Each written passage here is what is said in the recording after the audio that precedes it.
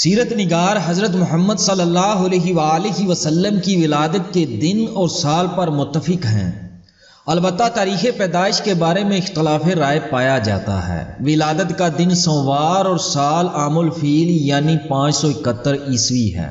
معروف سیرت نگاروں اور مورخین کے مطابق حضور نبی کریم صلی اللہ علیہ وآلہ وسلم کی تاریخ پیدائش 12 ربیع الاول ہے۔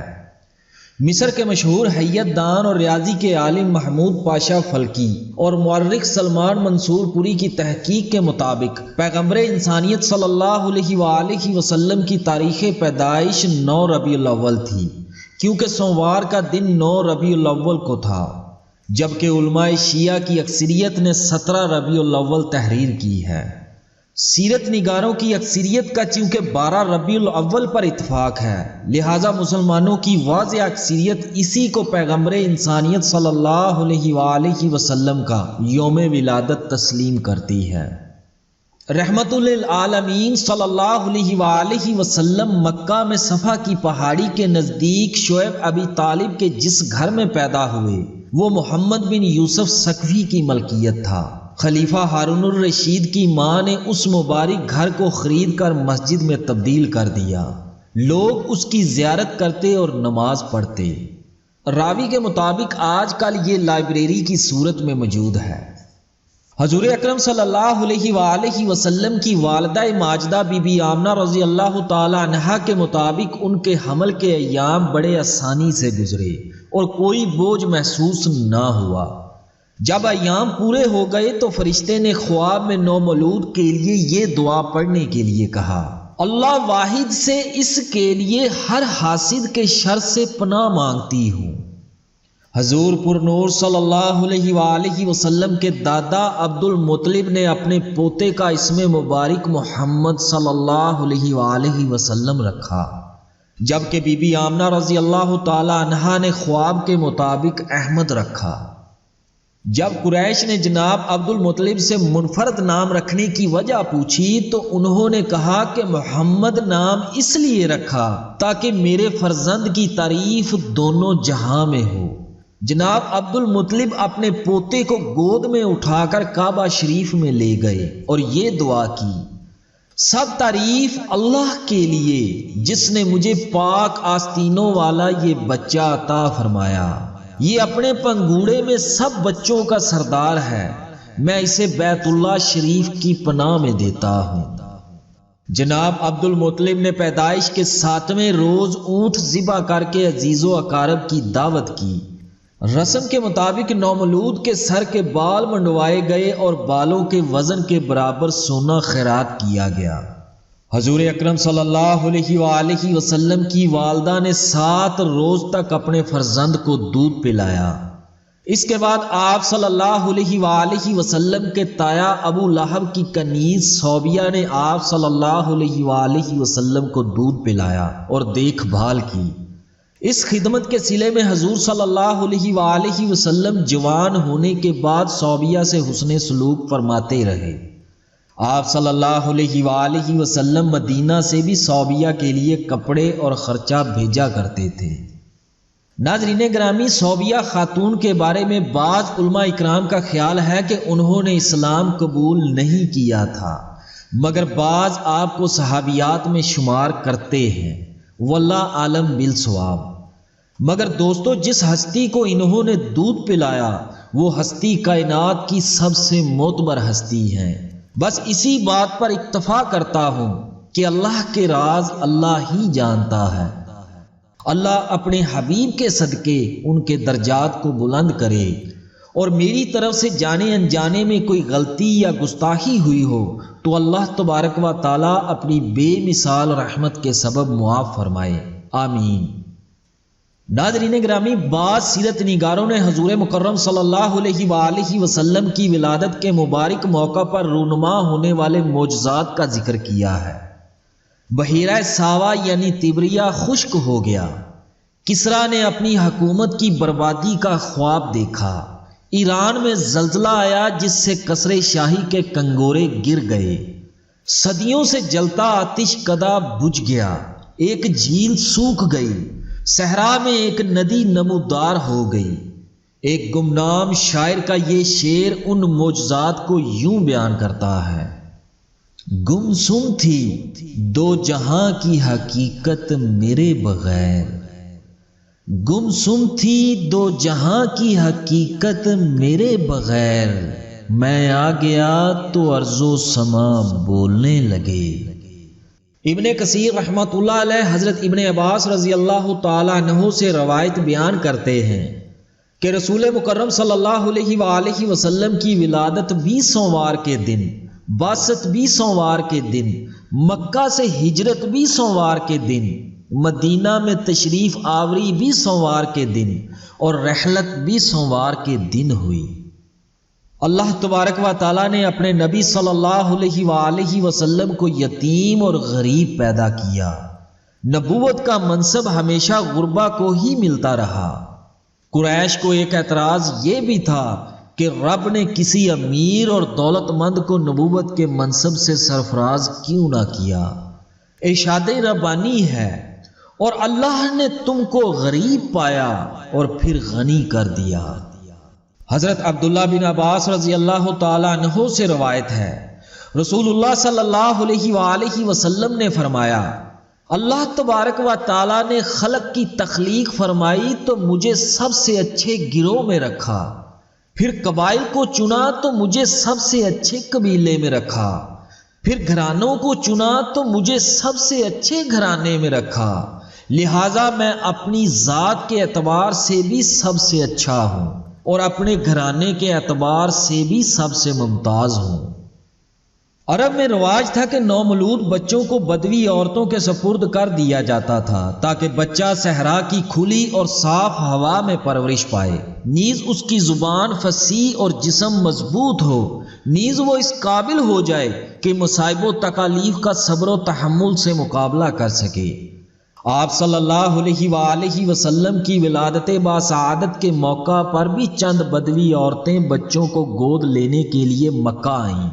قبیلہ بنو سعد کی حلیمہ سعدیہ رضی اللہ تعالی عنہا کی گدی چونکہ کمزور تھی لہٰذا وہ تاخیر سے پہنچی۔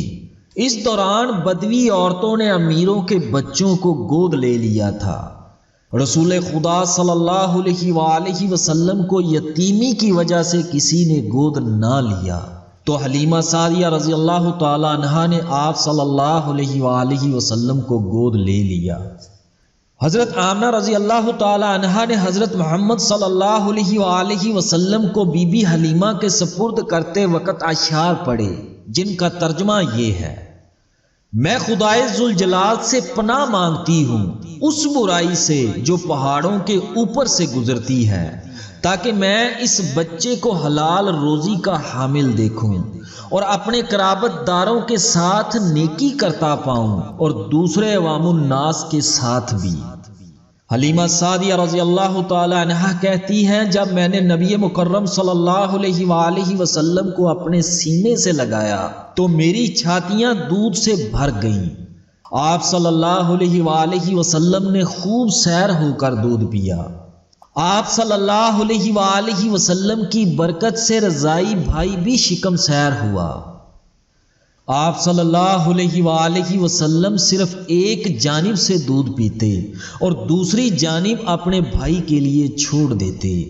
گویا آپ صلی اللہ علیہ وآلہ وسلم نے بچپن ہی میں انصاف اور مساوات کا عملی مظاہرہ کیا۔ حلیمہ رضی اللہ تعالی عنہا کہتی ہیں کہ واپسی پر ان کی گدی بہت تیز دوڑی اور تمام بدوی عورتوں کے جانوروں کو پیچھے چھوڑ گئی۔ وہ حیران ہو کر پوچھنے لگی، کیا یہ وہی گدی ہے؟ حضور پر نور صلی اللہ علیہ وآلہ وسلم کی برکت سے قحط سالی کے باوجود حلیمہ سعدیہ رضی اللہ تعالی عنہا کی بکریاں جنگل سے پیٹ بھر کر آتی اور خوب دودھ دیتی تھیں۔ حلیمہ رضی اللہ تعالی عنہا نے عکاظ کے ایک سالانہ میلے میں شرکت کی۔ وہاں پر ایک یہودی فال گو نے آپ صلی اللہ علیہ وآلہ وسلم کو دیکھ کر شور مچا دیا، لوگوں آؤ اس بچے کو قتل کر دو ورنہ یہ بڑا ہو کر تم کو قتل کر دے گا۔ لوگوں نے حلیمہ بی بی سے پوچھا، کیا یہ یتیم ہے؟ حلیمہ رضی اللہ تعالی عنہا نے کہا نہیں، یہ میرا بچہ ہے اور اس کا باپ حارث یعنی حلیمہ کا خاوند ہے۔ یہودیوں نے کہا اگر یہ یتیم ہوتا تو ہم اسے قتل کر دیتے۔ ایک دن حضور نبی مکرم صلی اللہ علیہ وآلہ وسلم کی رضائی بہن شیمہ آپ صلی اللہ علیہ وآلہ وسلم کو گدگدا رہی تھی۔ آپ صلی اللہ علیہ وآلہ وسلم نے اس کے شانے پر اس زور سے کاٹا کہ اس کے جسم پر نشان پڑ گیا۔ ابن اسحاق کے مطابق حضور پر نور صلی اللہ علیہ وآلہ وسلم نے اپنے بچپن کا ایک واقعہ یوں بیان فرمایا کہ میں اپنے پدر بزرگوار حضرت ابراہیم علیہ السلام کی دعا اور حضرت عیسیٰ علیہ السلام کی بشارت ہوں۔ جب میری والدہ کو حمل ہوا تو انہوں نے دیکھا کہ ان کے اندر سے ایک ایسا نور نکلا جس کی روشنی میں انہیں ملک شام کے محل نظر آئے۔ قبیلہ بنو سعد بن بکر کی ایک عورت نے مجھے دودھ پلایا اور پرورش کی۔ ایک روز جب میں اپنے دودھ شریک بھائی کے ساتھ بکریاں چرا رہا تھا، دو آدمی سفید کپڑے پہنے ایک سونے کا تشت برف سے بھرا ہوا لے کر آئے۔ انہوں نے میرا سینہ چاک کیا اور میرے دل سے ایک سیاہ ٹکڑا نکال کر پھینک دیا، پھر میرے سینے اور دل کو برف سے دھویا یہاں تک کہ خوب پاک کر دیا۔ مورخین اس واقعہ کو شق الصدر کا نام دیتے ہیں جو 4 سال کی عمر میں پیش آیا۔ ایک اور روایت کے مطابق فرشتوں نے آپ صلی اللہ علیہ وآلہ وسلم کے دونوں شانوں کے درمیان مہر لگا دی۔ ایک روز حلیمہ رضی اللہ تعالی عنہا نبی مکرم صلی اللہ علیہ وآلہ وسلم کو دیکھنے اپنے گھر سے باہر نکلی۔ آپ صلی اللہ علیہ وآلہ وسلم اپنے رضائی بہن کے ساتھ دھوپ میں کھیل رہے تھے۔ حلیمہ سعدیہ نے کہا اتنی گرمی میں باہر کھیل رہے ہیں؟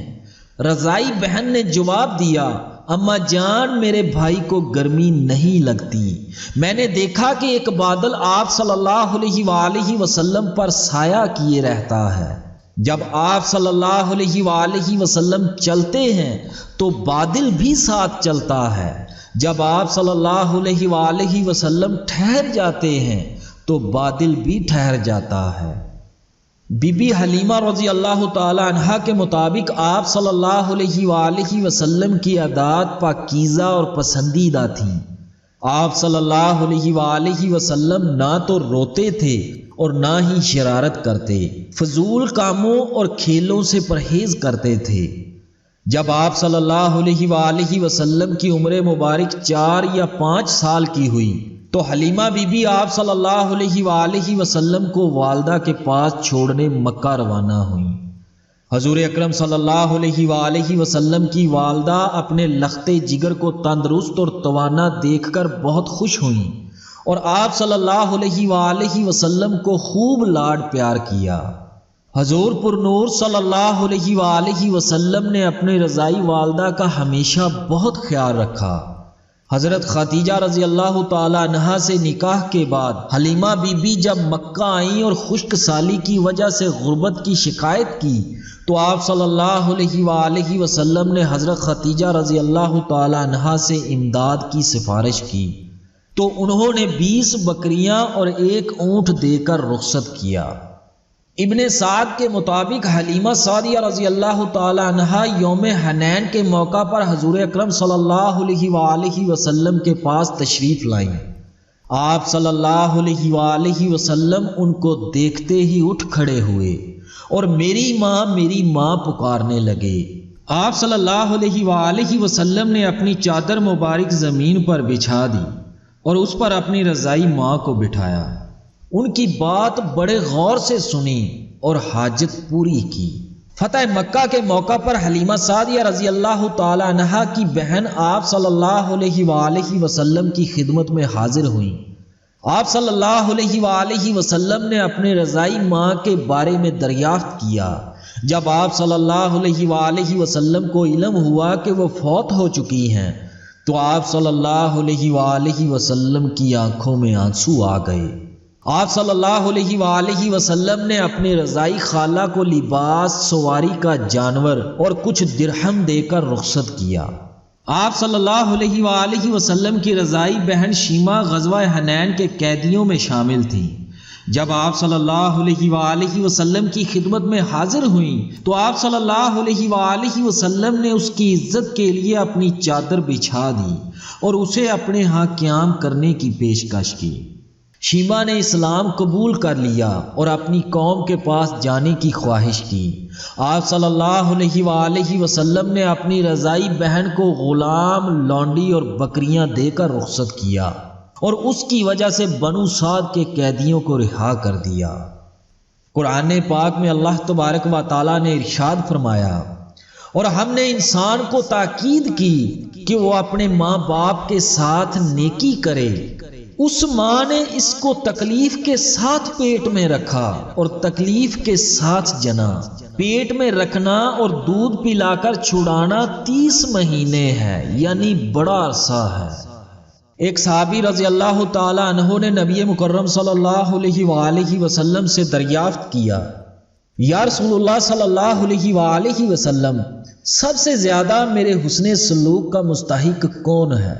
نبی مکرم صلی اللہ علیہ وآلہ وسلم نے فرمایا، تیری ماں۔ پھر پوچھا، اس کے بعد کون؟ آپ صلی اللہ علیہ وآلہ وسلم نے فرمایا، تیری ماں۔ آپ صلی اللہ علیہ وآلہ وسلم نے 3 بار یہی جواب دیا۔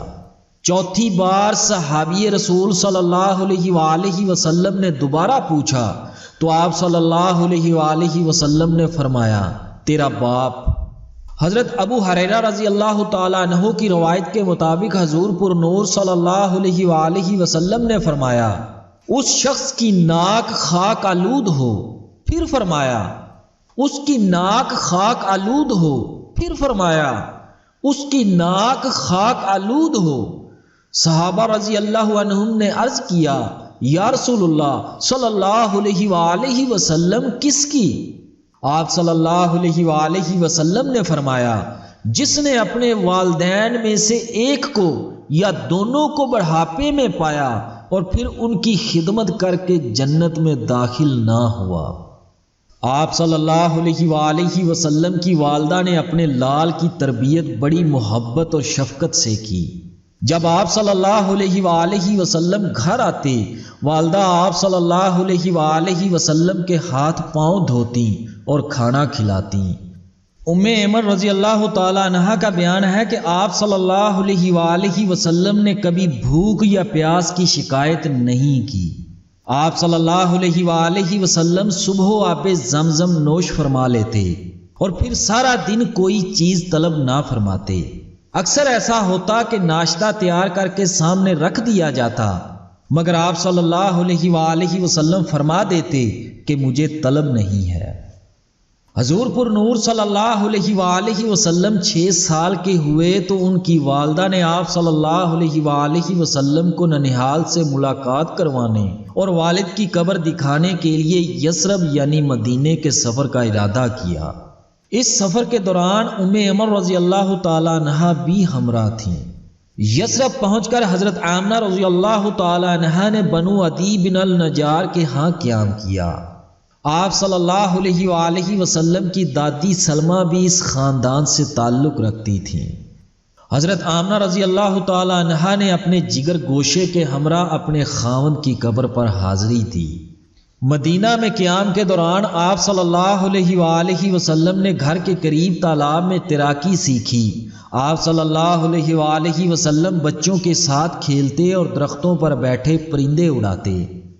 حضور اکرم صلی اللہ علیہ وآلہ وسلم نے اپنی والدہ کی گھریلو زندگی کے بارے میں بتایا کہ آپ صلی اللہ علیہ وآلہ وسلم کی والدہ سوکھا گوشت کھاتی تھیں، نیز کفایت شعاری کی وجہ سے قربانی اور تحفے میں ملنے والے گوشت کو محفوظ کر لیتی تھیں۔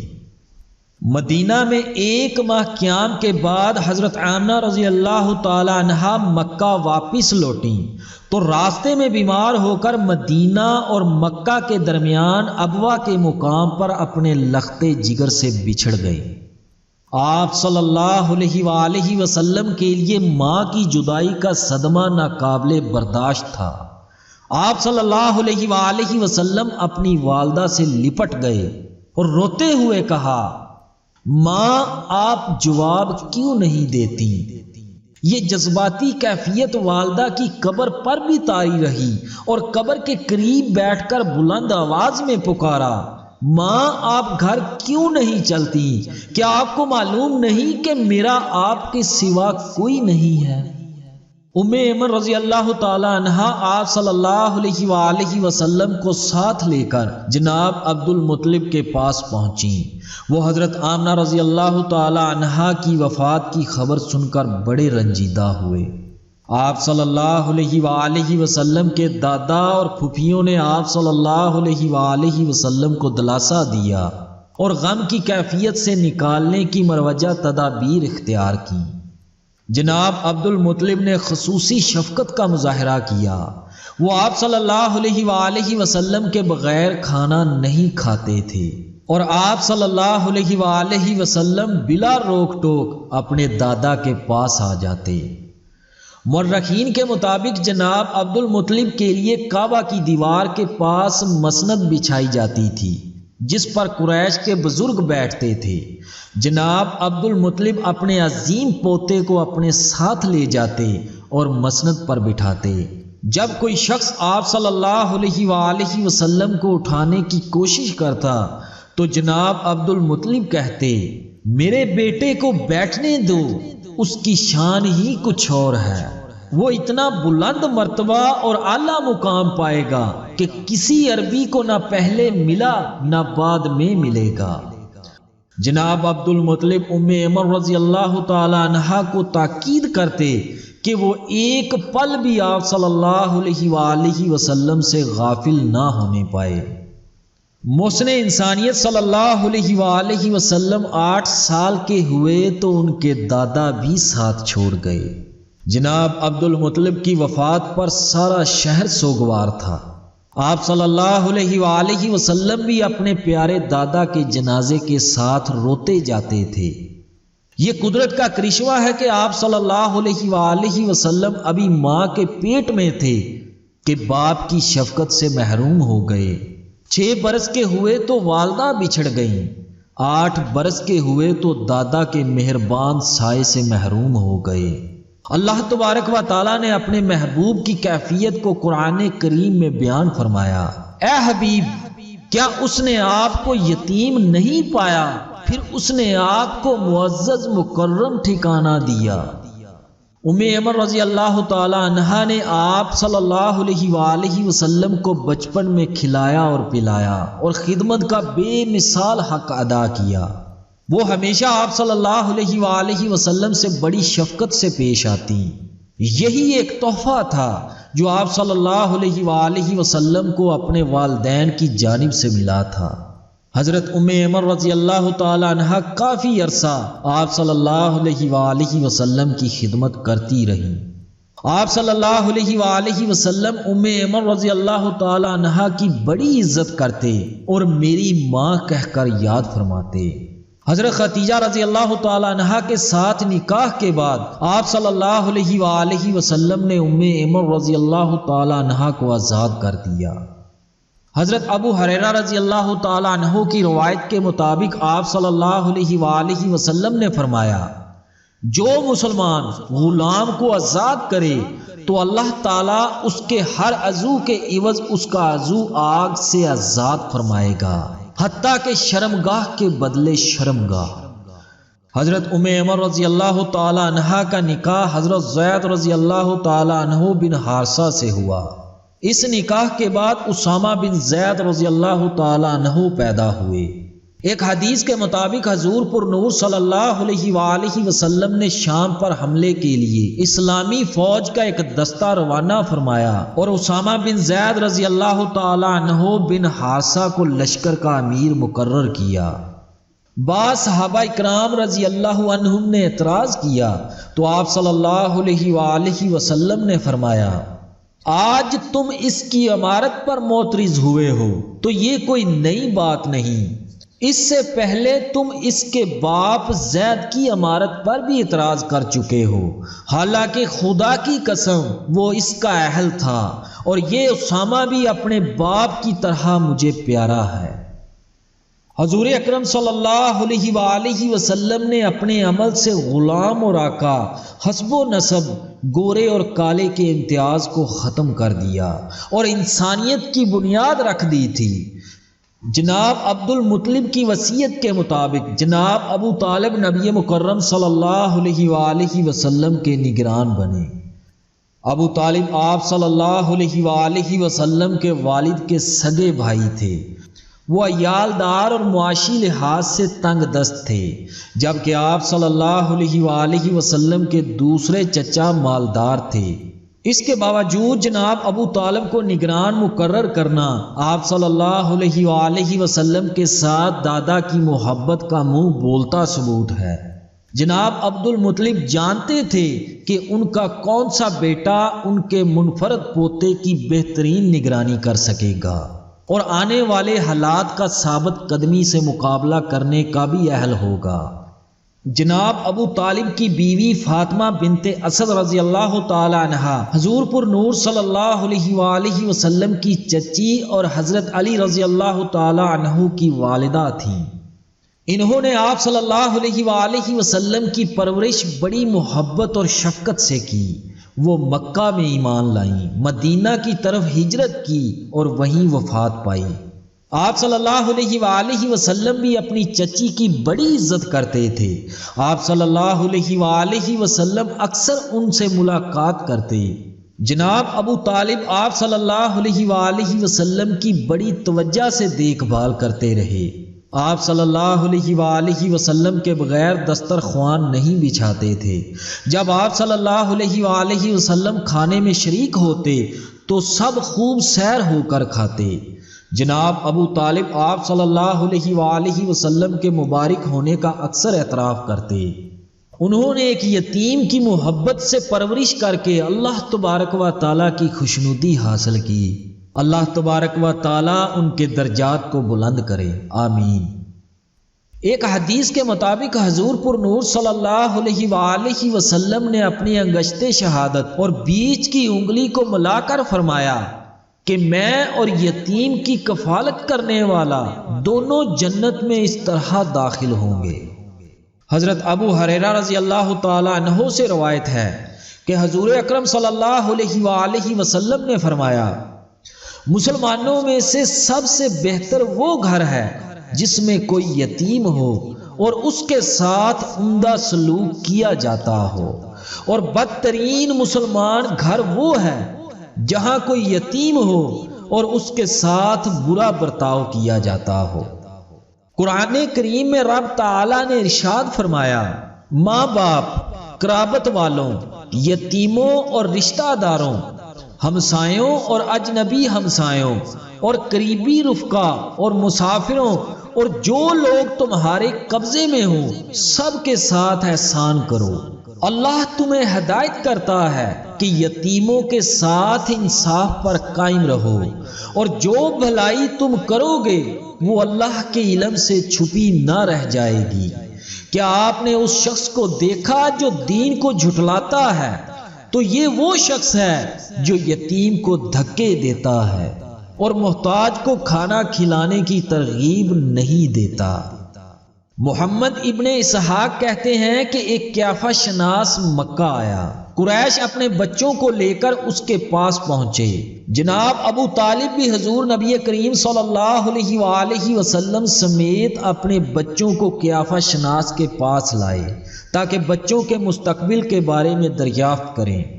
اس شخص نے نبی مکرم صلی اللہ علیہ وآلہ وسلم کو ایک نظر دیکھا اور پھر کسی کام میں مصروف ہو گیا۔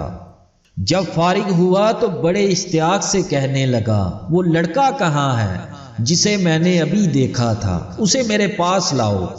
وہ لڑکا ہونہار معلوم ہوتا ہے۔ جناب ابو طالب نے قیافہ شناس کے اشتیاق کو دیکھ کر آپ صلی اللہ علیہ وآلہ وسلم کو چھپا لیا اور گھر واپس لے آئے۔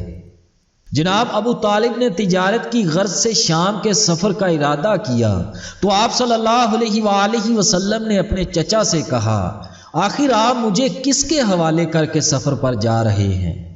میرے ابا جان میری دیکھ بھال کے لیے اس دنیا میں نہیں رہے اور نہ ہی میری والدہ اس دنیا میں زندہ ہیں۔ جناب ابو طالب نے بھتیجے کا اصرار دیکھا تو انہیں اپنے ساتھ قافلے میں شامل کر لیا۔ جب یہ قافلہ شام کی سرحد پر بصرہ پہنچا تو بحیرہ نامی ایک راہب نے اس قافلے کے شرکا کو دیکھ کر انہیں کھانے کی دعوت دی۔ حالانکہ پہلے بھی قافلے یہاں سے گزرتے تھے، مگر علم نصرانیت کے ماہر بحیرہ نے کبھی دعوت کا اہتمام نہ کیا تھا۔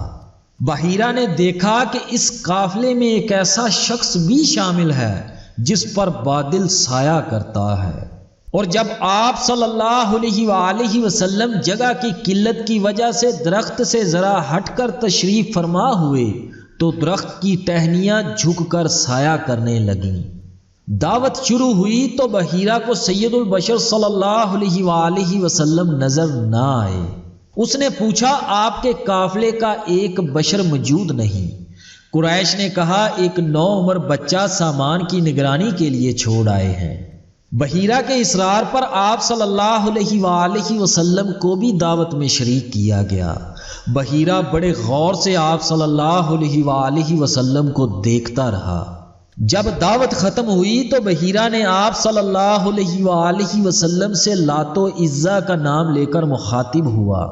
آپ صلی اللہ علیہ وآلہ وسلم نے فرمایا، مجھے لات اور عزا کا واسطہ نہ دو، کیونکہ میرا ان سے کوئی تعلق نہیں۔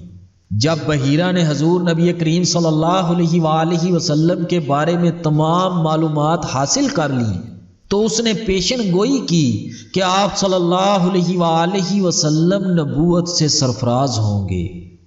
بحیرہ نے جناب ابو طالب کو مشورہ دیا کہ وہ آپ صلی اللہ علیہ وآلہ وسلم کو مکہ واپس لے جائیں تاکہ آپ صلی اللہ علیہ وآلہ وسلم یہودیوں سے محفوظ رہیں۔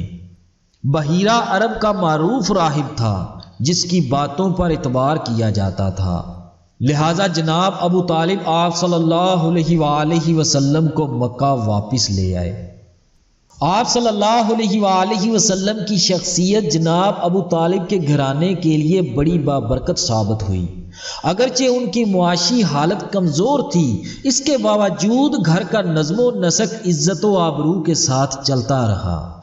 حضور اکرم صلی اللہ علیہ وآلہ وسلم نے لڑکپن کا زمانہ بھی بڑی آبرومندی کے ساتھ گزارا اور اپنے چچا سے کبھی کوئی فرمائش نہ کی۔ آپ صلی اللہ علیہ وآلہ وسلم بھیڑوں کا دودھ پی کر گزارا کرتے۔ آپ صلی اللہ علیہ وآلہ وسلم جب رات سونے کے بعد صبح اٹھتے تو چہرے پر تازگی، رونق اور آب و تاب ہوتی اور آنکھیں صاف اور نکھری ہوتی۔ اللہ تبارک و تعالیٰ نے آپ صلی اللہ علیہ وآلہ وسلم کو رسالت و نبوت سے نوازنا تھا، لہٰذا آپ صلی اللہ علیہ وآلہ وسلم کی تربیت اور پرورش خاص انداز میں ہوئی۔ اللہ تعالیٰ نے ہر قدم پر اپنے حبیب صلی اللہ علیہ وآلہ وسلم کی حفاظت اور رہنمائی فرمائی۔ آپ صلی اللہ علیہ وآلہ وسلم اپنی قوم کی کسی مشرکانہ تقریب میں شامل نہ ہوئے۔ آپ صلی اللہ علیہ وآلہ وسلم کا بچپن، لڑکپن اور جوانی نہایت پاک بازی اور راست بازی میں گزری اور اپنے قبیلے میں صادق اور امین کی حیثیت سے جانے اور پہچانے گئے۔ آپ صلی اللہ علیہ وآلہ وسلم غیر مہذب اور آوارہ عادتوں سے بہت دور تھے، نہ تو کبھی میلے ٹھیلے میں شرکت کی اور نہ ہی لہو و لعب میں شامل ہوئے۔ اگر ایک دو مرتبہ ارادہ کیا تو اللہ تبارک و تعالیٰ نے اس ارادے سے باز رکھا۔ سیرت نگار السہیلی رحمہ اللہ تعالیٰ نے البخاری سے روایت کی ہے، آپ صلی اللہ علیہ وآلہ وسلم نے ایک شادی میں شرکت کا ارادہ کیا اور اپنی بکریاں ایک ساتھی کے حوالے کر کے شہر آئے۔ شادی کی تقریب ابھی شروع نہ ہوئی تھی کہ گرمی کی وجہ سے دیوار کے سائے میں بیٹھ گئے۔ تھوڑی ہی دیر میں آپ صلی اللہ علیہ وآلہ وسلم پر غنودگی طاری ہو گئی۔ جب بیدار ہوئے تو شادی کا جلوس، گانا بجانا اور دوسری رسومات ختم ہو چکی تھیں۔ آپ صلی اللہ علیہ وآلہ وسلم نے ایک بار پھر کسی شادی کی تقریب میں شرکت کرنا چاہی، مگر نیند غالب آ گئی اور آپ صلی اللہ علیہ وآلہ وسلم لہو و لعب سے محفوظ رہے۔ ابن اسحاق کی روایت ہے کہ جناب ابو طالب خاندان سمیت ہر سال ایک بت کی زیارت کے لیے جایا کرتے تھے، وہاں نظریں چڑھاتے اور قربانی کرتے۔ آپ صلی اللہ علیہ وآلہ وسلم کو بھی گھر کے افراد ساتھ جانے کے لیے مجبور کرتے، مگر آپ صلی اللہ علیہ وآلہ وسلم انکار کر دیتے۔ ایک بار بزرگوں نے بے حد اصرار کیا اور آپ صلی اللہ علیہ وآلہ وسلم بادل نخواستہ ساتھ چل دیے۔ واپسی پر سخت پریشان اور ہراساں نظر آئے۔ آپ صلی اللہ علیہ وآلہ وسلم کے رشتہ دار یہ کیفیت دیکھ کر گھبرا گئے اور دوبارہ کبھی آپ صلی اللہ علیہ وآلہ وسلم کو مجبور نہ کیا۔ نبی مکرم صلی اللہ علیہ وآلہ وسلم نے کچھ عرصہ جناب ابو طالب کی کپڑے اور عطر کی دکان پر بھی کام کیا۔ لاکھوں کروڑوں درود محمد صلی اللہ علیہ وآلہ وسلم پر اور آپ صلی اللہ علیہ وآلہ وسلم کی آل پاک پر۔ اللہ تبارک و تعالیٰ سے دعا کرتا ہوں کہ دوران بیان زبان کی لغزش کی وجہ سے یا جانے انجانے میں کوئی غلطی، گستاخی، کمی، کوتاہی ہو گئی ہو تو اللہ تبارک و تعالیٰ اپنی خاص رحمت کے سبب معاف فرمائے۔ آمین ثم آمین۔